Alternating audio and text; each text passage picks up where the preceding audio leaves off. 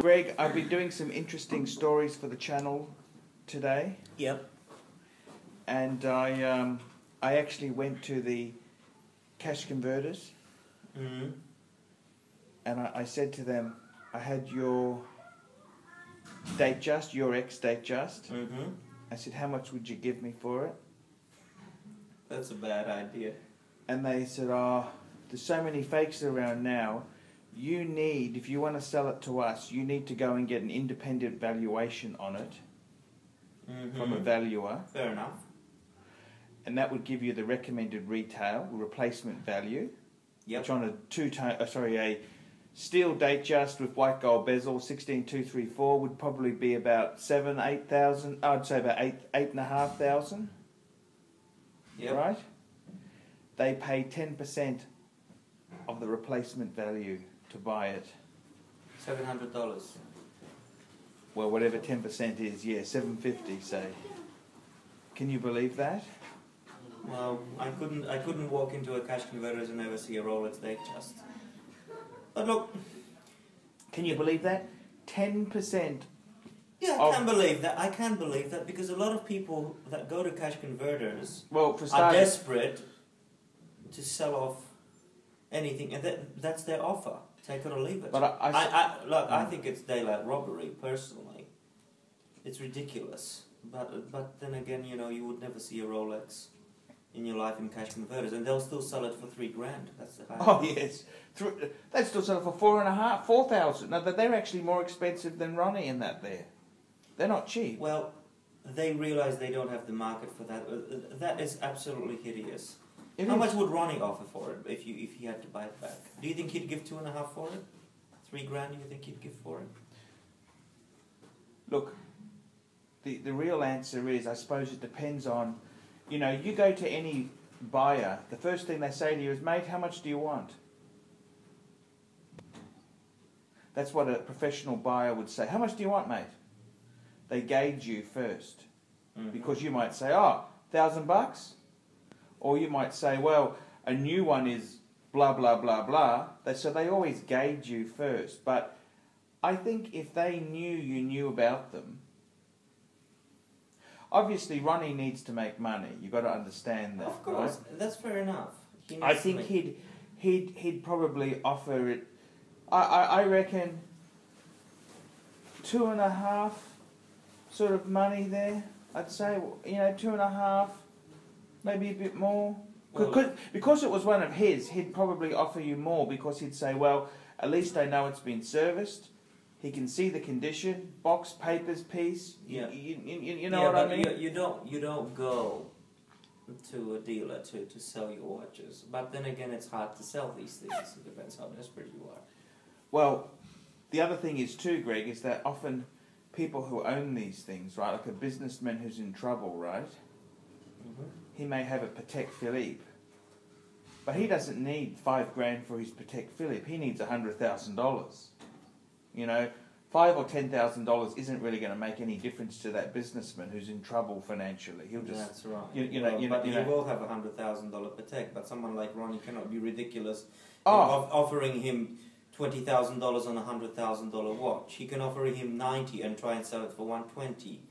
The funny thing is, the more expensive the watch is, the lower the margins are. Like, Ronnie bought that, you know, that 3970 perpetual calendar.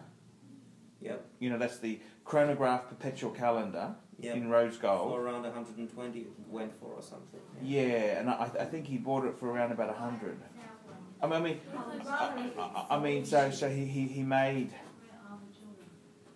margin-wise, margin wasn't that fantastic. How much did he sell it for?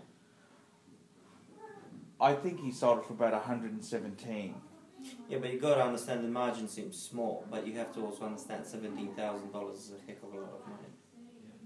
Yes. If you look at the monetary value. Yes. It's more than making $2,000 on a Rolex or $1,000 on an Amiga. Oh, of course it is, but percentage-wise it might be lower. Yeah, but you got to understand, you have to be reasonable, you have to be... I mean, it's from a watch professional to a watch professional. If somebody paid $130,000 for that watch, hey, look, you can't suddenly offer me $50 for it. You know what I mean? Whilst if there's going to be an Amiga that he tries to put a sticker price $2,000 for it, he'll probably pay $1,000 for it. But it's $1,000, but it's 50%, and you'll probably sell it for $17,000. Yes. So I mean, it's a very tricky thing, you know. But I think that's robbery. 10% of retail. Oh yeah, but that's what they are. Would someone be that desperate to sell it and say no? Why would you? But the funny thing is, I went to Cash Converters, right? I wanted to have a look, and the people who were there, I don't want to be rude, Greg, but they look like human sewage. You know, they look like they're on speed or some sort of drug. They had unkept hair. They had. It's really quite sad. You see these people they're desperados. The problem is with Cash Converters, it's not what it used to be. Well, nowadays with the world of eBay. Well, this is the thing too. With the world of eBay, these Cash Converters are getting a really. They're not making business anymore. I don't think they are. I mean, they're selling rubbish for high prices. Well, the truth is, in the old days, if you had a Rolex or a Patek Philippe, you had to sell it to a local dealer, and that dealer would then sell it locally, right? Yes.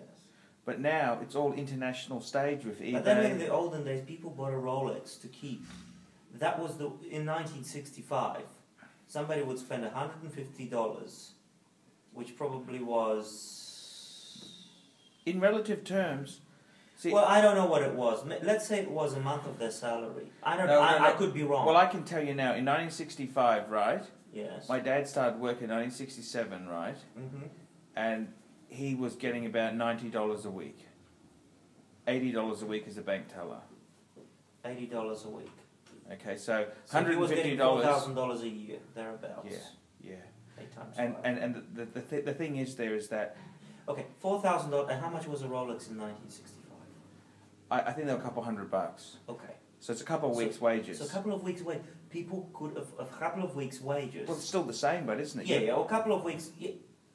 Well, not exactly. I mean, if you can get $8,000 in a couple of weeks. Yeah, but they weren't buying. A lot of people in the 1960s, they were buying like an Oyster Date or an Oyster Perpetual. That's the whole idea. They weren't buying subs and that were expensive. Yeah, but you know. But you bought an Oyster Date.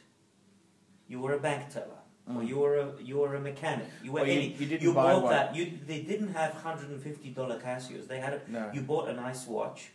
Then They still had shit. A lot of Swiss shit, you know. I understand, but the Swiss shit costs $80 versus $150 for a Rolex. Yeah. Okay, $20. Yeah. Somebody wanted a nice watch. It's their everyday carry. It's their everyday accessory. Bought a nice watch. Exactly. Wore it. It wasn't like, today you buy a $500 watch to wear to the office that's a Citizen with a few fake dials, or you buy a G-Shock to wear to the gym. At that time, you bought a Rolex Date, or not even Oyster Date. You wear the thing to the office with your suit, and you look good, and you go fishing with it, and you look good. You can dip it in the water. Don't forget, Greg, in 1960s, Rolex had plated gold watches too. Plated, they call it gold. Yeah, but I'm talking about the $150 watch that was just a steel watch, simple watch. Yeah. And they would pass. People didn't have a lot of money in the 60s. Like credit cards. People didn't actually. You didn't. The funny thing is, Greg, let me say this to you, right? This is a very interesting concept, right? Just hang on there. Let me just end that one.